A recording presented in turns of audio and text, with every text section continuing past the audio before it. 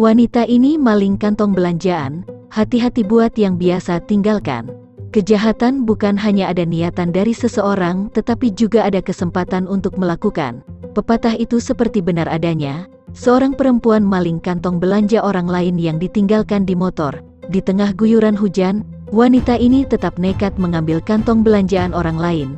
Awalnya wanita itu memarkirkan motornya tepat di samping motor target yang tinggalkan kantong belanjaan. Lalu ia memutarkan motornya sembari mendekatkan motornya dekat dengan motor incaran. Dengan cepat ia mengambil kantong belanjaan berwarna putih. Setelahnya ia langsung tancap gas kabur dari lokasi tersebut. Diketahui lokasi kejadian berada di depan toko Eljon Kota Bengkulu. Video tersebut mendapat berbagai reaksi dari netizen. Banyak netizen menganggap wanita itu kurang kerjaan.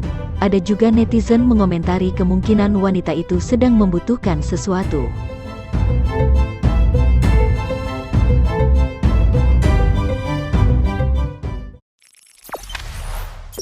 Jangan lupa subscribe, share, komen, dan like ya.